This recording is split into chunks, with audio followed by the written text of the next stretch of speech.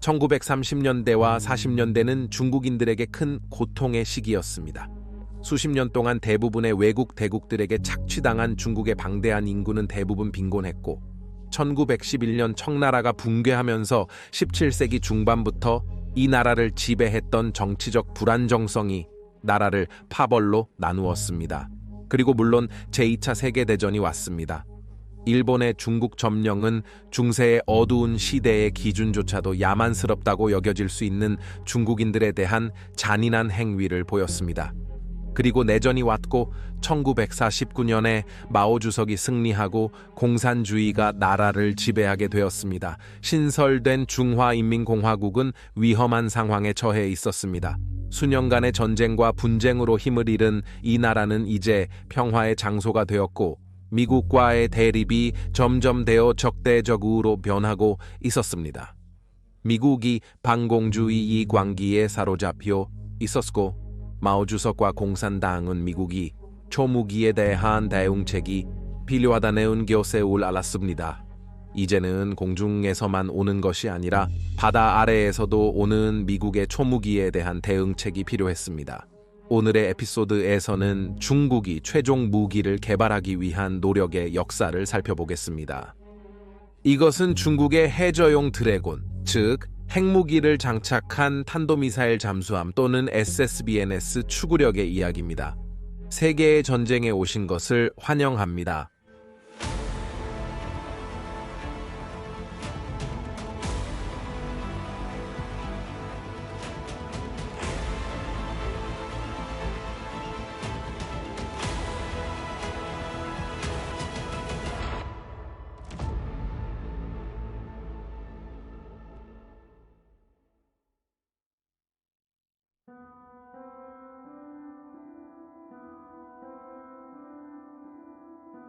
(1954년과 1955년에) 중국과 대만군이 카모이와 마스 섬에서 충돌한 후 마오는 중국이 자체 핵 프로그램의 개발을 필요로 한다고 느꼈습니다.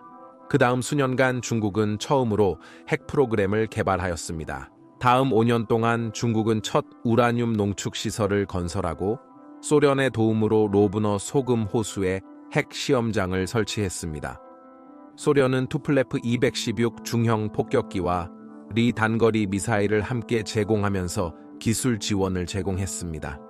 중국은 결국 1964년 10월 16일에 첫 핵탄두를 폭발시켰습니다. 이는 프로젝트 596이라고 불리며 폭탄은 약 22킬로톤의 폭발력을 가지고 있었으며 이는 거의 20년 전에 나가사키에 투하된 펜맨과 대체로 동등했습니다. 이 시점에 미국과 소련은 이미 훨씬 더 강력한 무기를 개발하고 대량의 비축물을 만들어냈으므로 중국의 핵 프로그램은 대륙간 위협으로 보이지 않았습니다. 대신 중국을 주요 지역 강국으로 공고하게 하는 데 도움이 되었습니다. 또한 이는 중국이 이론적으로 한 번의 폭탄으로 전체 미국 전투 그룹을 파괴할 수 있는 능력을 갖게 되면서 미국의 강력한 항공모함 힘을 상쇄시킵니다. 그러나 마오 조창도 중국이 아직 미국의 화력을 진정으로 맞서기 어렵다는 것을 인식했습니다. 이는 60년대 핵교착 상태의 게임에서 5번째 플레이어가 된 것만으로도 중국에 상당한 유엔과 미래의 협상에서 외교적 영향력을 줄 수 있었습니다.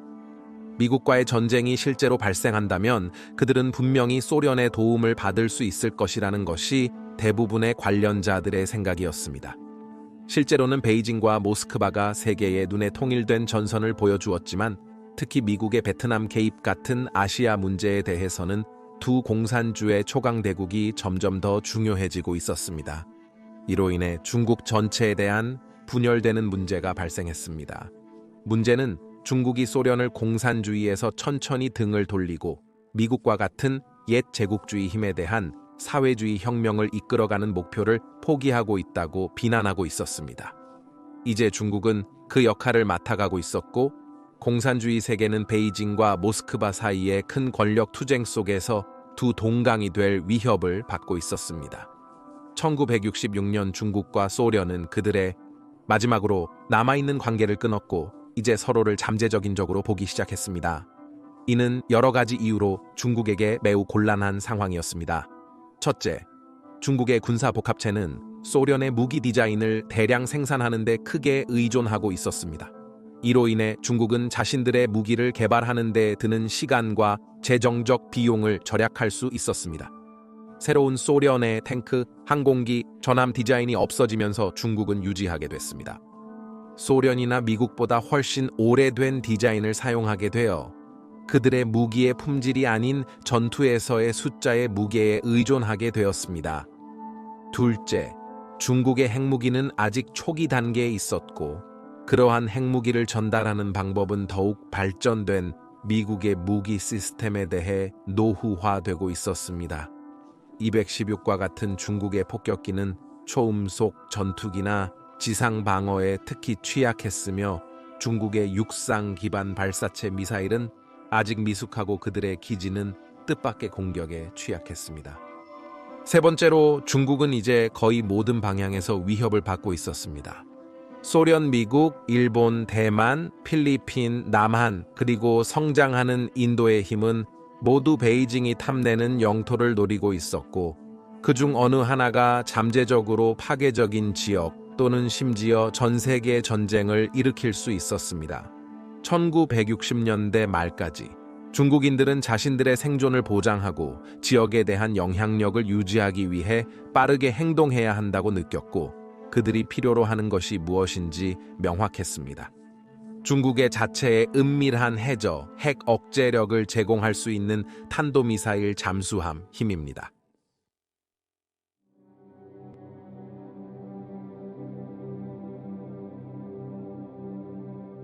(1980년대까지) 중국의 인민해방군 해군 PLA는 주로 자신의 영해와 지역적 이해관계를 확보하는 데 초점을 맞추고 있었습니다. 그러므로 그것은 미국과 같은 소위 청해군의 대양 진출 전함보다는 해안에 가까운 곳에서 운영하는 작은 전함, 즉 연안 지역에 초점을 맞추었습니다. 그리고 이 철학은 그들의 잠수함까지 확장되었습니다. 1950년대와 60년대의 중국 공격 잠수함 함대는 주로 소련의 전통적인 동력 설계에 크게 의존하였으며 이는 주로 중국 본토와 선박을 주로 미국, 일본 또는 대만의 전함으로부터 보호하는 데 사용되었습니다. 중국은 그들의 탄도미사일 잠수함 함대가 비슷한 방식으로 작동하게 상상했으며 남중국해 지역 내에서 운영되어 중국이 먼저 공격당할 경우 두 번째로 핵 공격 능력을 제공하게 됩니다. 이러한 잠수함들이 공격하는 군대나 인근 국가에 엄청난 피해를 입힐 수 있다는 위협은 이론적으로 어떤 공격자도 처음부터 중국을 공격하는 것을 억제하게 될 것입니다. 1966년 이전 중국 핵 프로그램에 대한 지원의 일환으로 소비에트는 이미 소비에트 연방을 기반으로 한 탄도 미사일 잠수함 부대를 개발하는데 중국 인민해군을 돕고 있었습니다. 중국의 공격 잠수함 함대는 또한 소비에트 해군의 프로젝트 629 클래스 잠수함을 기반으로 했으며 이는 나토에서는 걸프 클래스로 알려져 있습니다. 이것은 기본적으로 프로젝트 661 클래스 디젤 정의 공격 잠수함을 크게 개조하여 R-211 액체 연료 잠수함 발사 탄도미사일을 위한 세 개의 수직 발사 튜브를 운반할 수 있도록 한 매우 원시적인 탄도미사일 잠수함의 디자인이었습니다. 중국의 공격 잠수함 함대는 높은 무기를 운반하기 위해 세 개의 수직을 운반할 수 있게 설계되었습니다. 발사 튜브, 원래의 프로젝트 661의 세일은 미사일의 상단이 선체에 맞도록 확장해야 했습니다.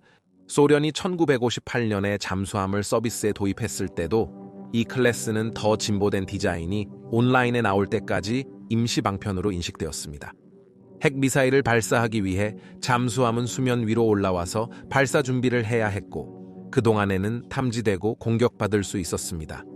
하지만 아마도 더 중요한 것은 일반적으로 구동되는 것이 잠수함의 범위가 운반할 수 있는 연료량에 의해 제한되었다는 것입니다. 잠수 시간도 전기 배터리의 지속 시간에 의해 제한되었고 배터리가 소진되면 잠수함은 수면 위로 올라가거나 디젤 엔진이 몇 시간 동안 작동하여 배터리를 충전할 수 있도록 공기를 공급하는 스노클을 연장해야 했습니다. 두 방법 모두 잠수함이 파괴에 노출되는 위험을 초래했습니다. 이러한 제한 사항들을 고려하고 더 우수한 핵 설계가 설계 단계에 있었기 때문에 1959년에 중국의 프로젝트 661 제조 기술을 판매하는 것에 대한 반대는 거의 없었습니다. 중국은 이 잠수함을 타입 6631이라고 명명하였고 1960년에 첫 번째 클래스의 작업이 소련의 도움으로 대련 조선소에서 시작되었습니다. 소련은 자신들의 생산 주문에서 두 번째 예시를 계획으로 지정했습니다. 그러나 60년대 베이징과 모스크바 사이의 문제로 인해 소련은 건설 중인 잠수함을 전달하지 않았고 중국의 예시 건설은 매우 느려져서 완성까지 6년이 걸렸습니다. 1101이라는 깃발 번호를 부여받은 중국의 첫 번째 탄도 미사일 잠수함은 수면 위에서 2794톤을 이동시키고 거의 99m 길이었습니다. SLBM을 위한 3개의 수직 발사 튜브뿐만 아니라 이 잠수함은 주로 적군 전함에 대한 방어용으로 사용되는 6개의 534mm 어로의 튜브도 갖추고 있었습니다. 디젤 동력으로 수면 위에서의 최고 속도는 17노트였고 전기 동력을 사용하여 잠수 상태에서는 12노트였지만 이러한 속도는 적의 소나 조작자가 감지할 수 있는 엄청난 양의 소음을 발생시키며 배터리를 매우 빠르게 소모시켰습니다. 그러나 중국이 소련과의 분열 전에 얻지 못한 이 잠수함의 중요한 부분이 하나 있었습니다. 그것은 바로 미사일이었습니다.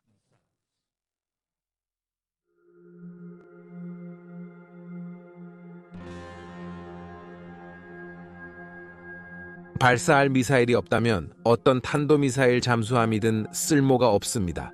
중국 버전 프로젝트 629의 미사일을 받지 못해 중국은 작업을 시작했습니다. 중국은 탄도미사일 잠수함용 미사일 작업인 프로젝트 629를 시작했습니다. 거대한 파도 1이라는 뜻의 줄랑 1이라고 명명된 이 미사일은 단일 전투머리를 1056마일 범위로 운반할 수 있는 250에서 500킬로톤의 수준에서 폭발력을 가진 2단계 고체 연료 디자인이었습니다. 범위는 중국 엔지니어들이 정말로 효과적인 잠수함 기반 미사일 디자인을 제공하려면 점점 중요해지고 있었습니다. 중국의 성장하는 잠수함 능력과 일본해에 위치한 블라디보스토크와 나오카의 2개의 주요 소련 잠수함 기지로 인해 미국과 일본은 남부와 동부 아시아의 해안선을 따라 복잡한 수중 탐지 시스템을 개발하게 되었습니다. 이 아이디어는 중국이나 소련의 잠수함이 반잠수함 전함에 의해 감지되고 추적되지 않고 그들의 항구를 탈출하는 것을 불가능하게 만드는 것이었습니다. 미국-일본 공동 프로젝트는 1957년에 시작되었으며 실험적인 기지가 일본 홋카이도에 설립되었습니다. 그리고 앞으로 수십 년 동안 PC 후크라고 불리는 음향 센서의 그물은 한반도에서부터 필리핀 서쪽을 거쳐 자바해로 이어져 인도양까지 뻗어나갈 것입니다. 수천 마일의 해저 케이블이 바닷바닥에 설치되었고 그에 연결된 수백 개의 음향 센서들이 중국이나 소련의 잠수함 소리를 듣고 있었습니다. 그 소리들은 그 후 일본의 기지로 전송되어 위성을 통해 미국의 분석가들에게 전달되었습니다. 이 센서 네트워크의 결과는 페탈 계획의 탄도미사일 잠수함 부대에 영향을 미쳤습니다. 그 결과로 그들이 바다 표면에 머물려면 상대적으로 중국 영토에 가까이 있어야 할 것이라는 것이었습니다. 긴장이 고조된 시기에는 감지되지 않는 요소가 있습니다. 그럼에도 불구하고 그들은 수천 마일의 바다를 숨을 수 있는 공간으로 활용할 수 있었고 중국 공군과 해군의 항공 지원을 받을 수 있었지만 그것은 반드시 미국에게 중요한 중국의 탄도미사일 잠수함의 가능성을 제한하고 반대로 잠수함 그룹이 그들을 찾아내는 검색 범위를 좁혔습니다. 그들의 무기가 미국을 직접 위협할 수 있는 범위로 태평양으로 나가는 것입니다. 그러나 이러한 청정수 고려 사항은 아직도 계획 리더십의 마음에서는 멀었고 그들은 주요 군사 독트린으로 지역 지배에 초점을 맞추고 있었습니다. 불행히도 소련 잠수함의 원래 R-111F 미사일에 비해 거대한 파도 미사일은 지름이 더 넓었고 따라서 1101의 3개의 수직 발사 튜브에 맞춰질 수 없었습니다. 이로 인해 선체의 2개의 거대한 파도 미사일을 맞추기 위해 하나의 튜브를 삭제해야 했습니다.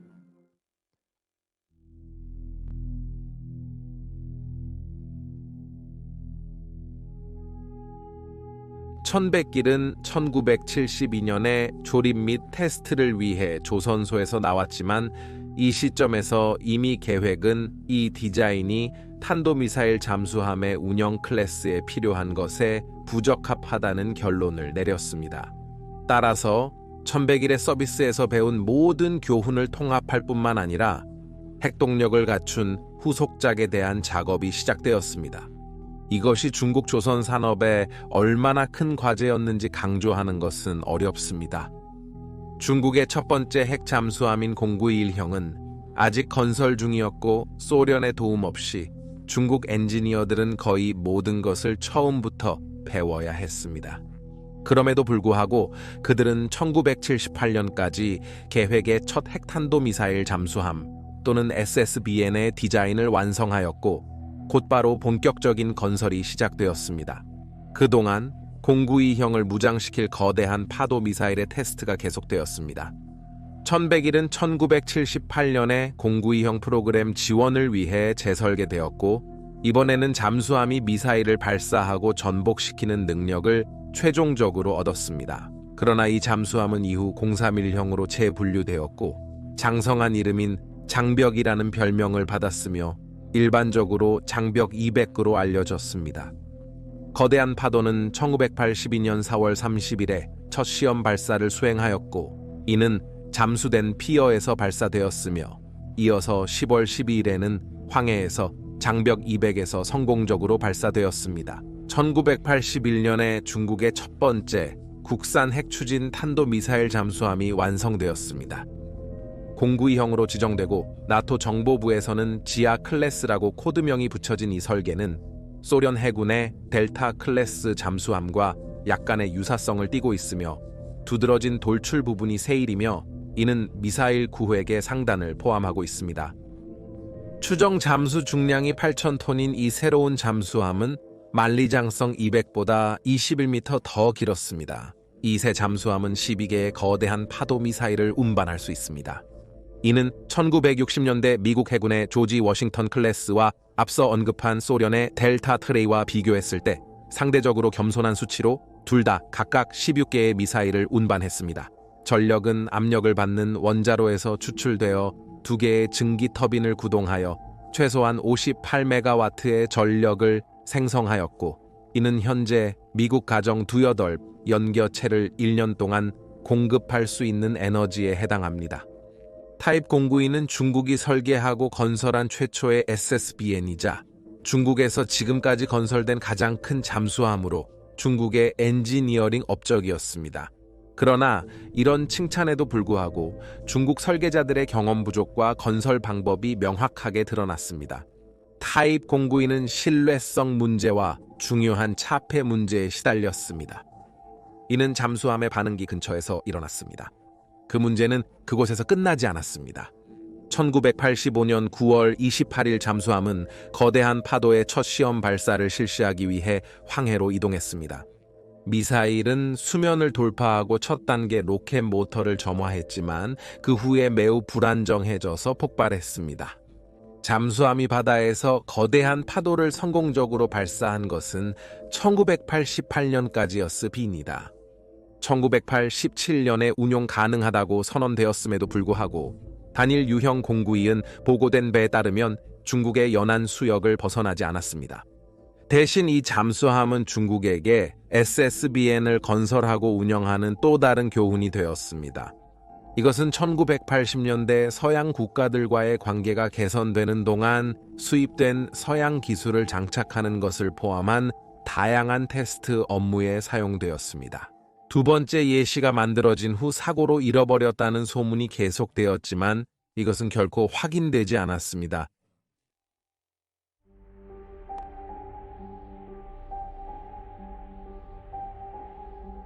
(1980년대에) 092형과 거대한 파도 미사일의 테스트가 시작될 때 중국은 이미 최첨단 중국 기술임에도 불구하고 서양이나 소련의 동등한 것보다 열등한 두 디자인을 알고 있었기 때문에 다음 세대의 SSBN과 SLBM을 생산하고 무장시키려고 했습니다.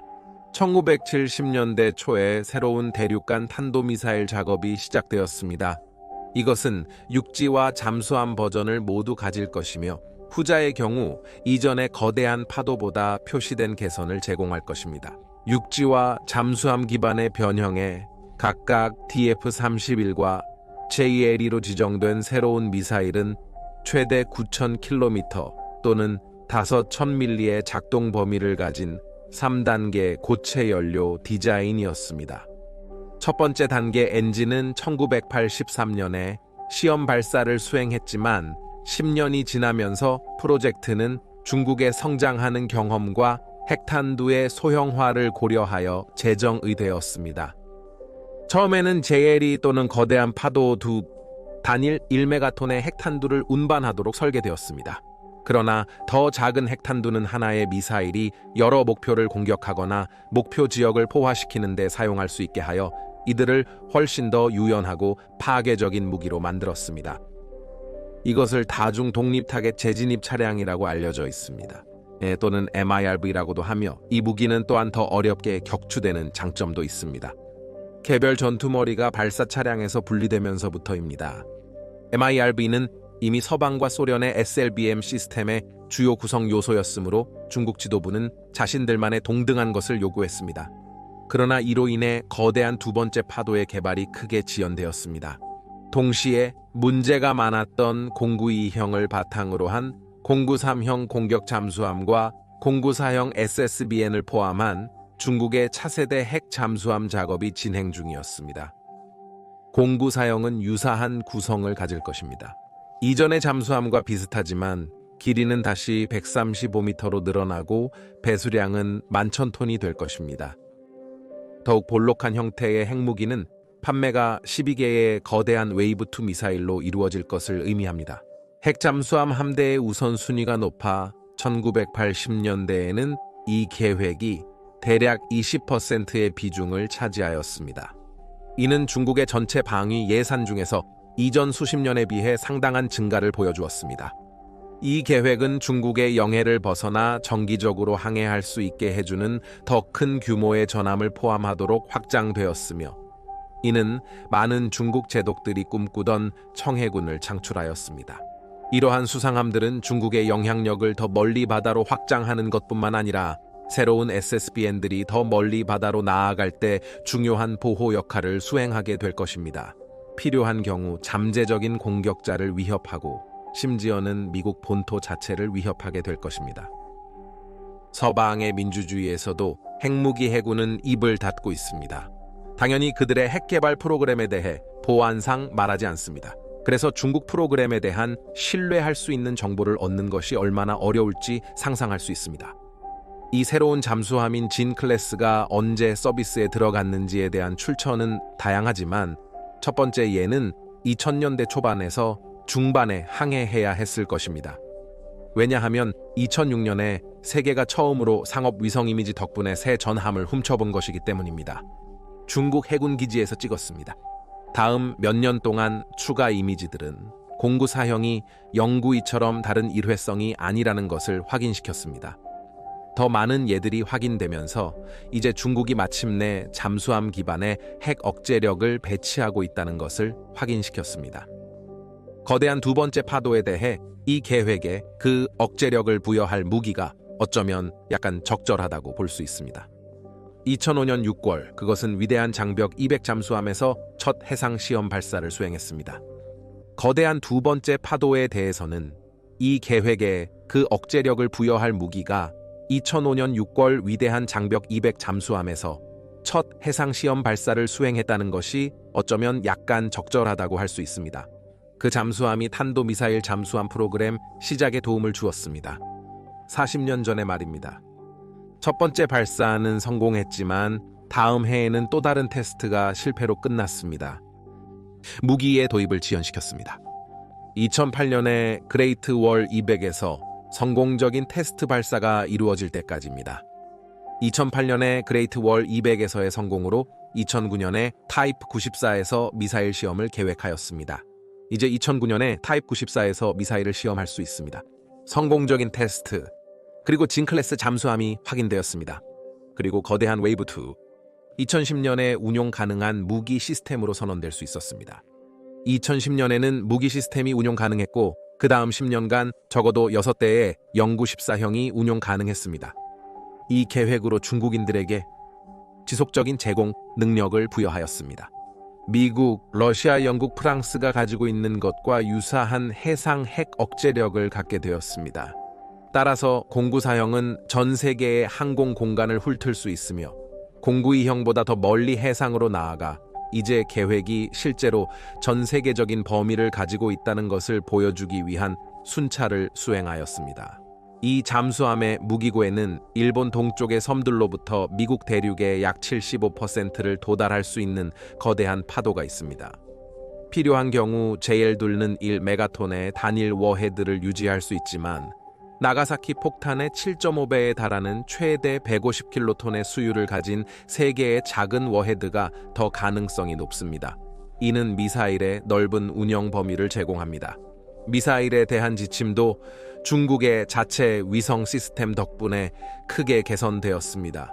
중국은 더욱 두드러진 미사일 베이 혹을 보여주는 개선된 변형인 공구사 A형을 출시하였습니다.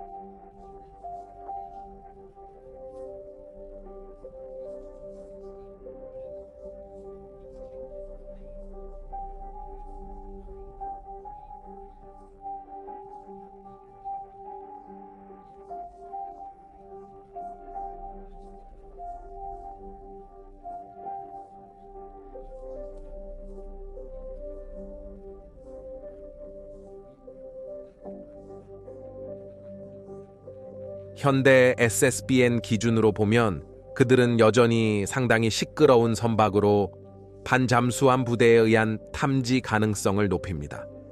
그러나 필요한 경우 자신들의 항구에서 남부와 동부 아시아 대부분을 공격할 수 있는 능력으로 그들은 여전히 중국의 지역적 적들에게 중요한 위협입니다.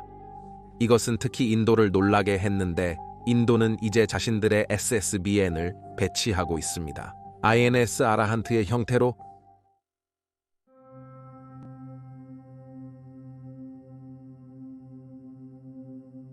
중국의 핵 추진 탄도 미사일 잠수함 함대가 성장하는 배경에 2008년에 중국은 새로운 더 작은 육체 원통급 탄도 미사일 잠수함의 설계를 시작했습니다. 그러나 이 새로운 선박은 핵 추진을 포기하고 대신 전통적인 디젤 및 전기 동력으로 돌아갔습니다. 이것은 잠수함에 대한 계획이 어떤 경로를 따르고 있는지를 고려할 때 다소 혼란스러운 결정이었고 서방에서 많은 이야기를 불러일으켰습니다. 추측은 새로운 잠수함이 공구사형에 대한 저비용 백업이 될 것이라는 것부터 중국이 인도에 대항하기 위해 이 설계를 파키스탄에 판매하려는 의도까지 다양했습니다. 이 잠수함은 32형으로 지정되었지만 중국의 기계를 참조하기도 합니다. 청 클래스로 불리는 이 잠수함은 가장 큰 전통적인 잠수함으로 표면에서 6,682톤을 이동시키고 62.6m까지 뻗어나갑니다.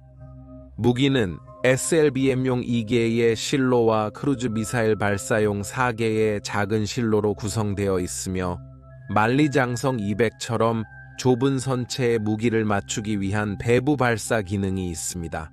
2012년에 서비스에 들어간 이후 이 잠수함은 다양한 테스트 업무를 수행하였고 이로 인해 이 선박의 실제 목적은 이 비교적 저렴한 선박으로 노령화된 만리장성 200을 대체하여 이러한 작업을 수행하는 것이라는 결론을 내렸습니다. 이 선박의 테스트 프로그램은 지금까지 연소력 토르피도와 무인 수중 드론과 같은 새로운 구성 요소의 평가를 포함하고 있습니다. 이 잠수함은 또한 특수부대팀의 운반 및 배치를 위한 전문화된 구획과 새로운 탈출 포드 디자인을 테스트하였으며 이는 중국의 차세대 핵 잠수함에 적용될 것입니다. 미사일 시험은 휴즈 웨이브 3 프로젝트 신세대 수중 발사 대함 미사일 그리고 신세대 대함 미사일 지원 작업을 포함하고 있습니다. 이것은 타입 32와 크라 타이거, 잠수함 허리 서밋 도르스 보정 분자, SH-60 시헉 등 반잠수함 파괴를 위한 새로운 지대공 미사일 시스템을 포함합니다.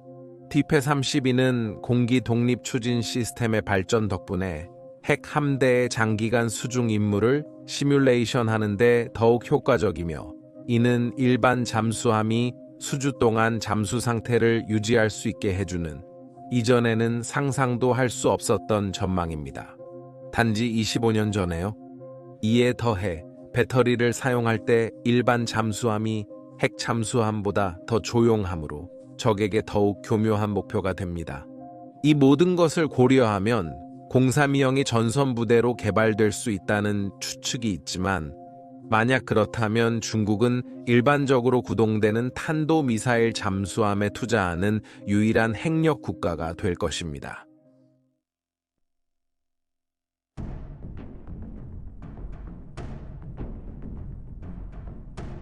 2018년 11월 24일 중국은 거대한 웨이브-3 미사일의 첫 성공적인 시험을 수행하였고, 추가 시험은 2019년과 2020년에 진행되었습니다. 이 미사일은 2020년대 중반에 운용 가능하다고 선언될 것으로 예상되며, 거대한 웨이브-2보다 2,000마일 더 멀리 총 7,1,500마일의 범위를 가질 것입니다. 이 미사일은 개발 중이라는 소문이 돌고 있으며, 미국 오하이오 클래스와 동등하다고 알려진 타입 096 SSBN을 무장시킬 것으로 예상되지만, 정보는 부족하고 때때로 매우 추측적입니다. 한편 타이프 944는 중국에 계속해서 해상 핵 전력 공급을 제공할 것입니다.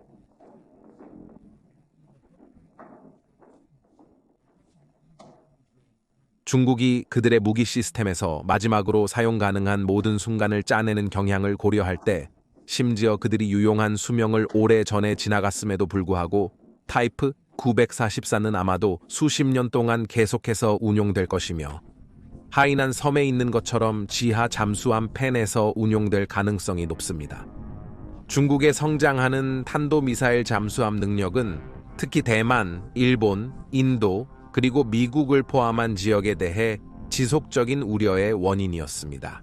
2021년 1월에는 인도에서 미국과 일본과 함께 물고기 갈고리 시스템의 현대 버전을 인도 해역으로 확장하는 작업을 진행하고 있으며, 이는 타이프 94과 같은 잠수함에 대한 대응뿐만 아니라 중국의 수중 정보 수집 사용에 대한 것이라고 보도되었습니다.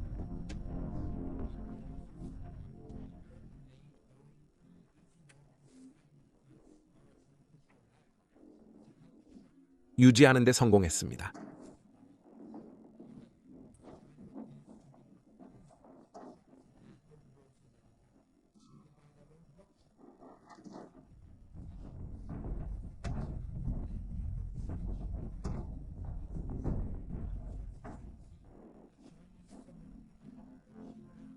미국과 일본이 그들의 정교한 센서로 그들의 잠수함을 항구에 봉쇄하려고 하고 있으며, 따라서 그들의 잠수함이 더 멀리 바다로, 실제로는 전 세계로 운영되어 그들이 더 교묘한 목표가 될 수 있는 거리에서 그 효과를 유지할 수 있도록 하는 것이 중요하다는 상황글 논문에서 게요레올 제시했습니다. 이를 달성하기 위해 이 논문은 아프리카나 남미와 같은 중국의 고객 국가들로부터의 동맹 지원이 이 잠수함의 재공급 또는 기지화에 필수적일 것이라고 명시하고 있습니다.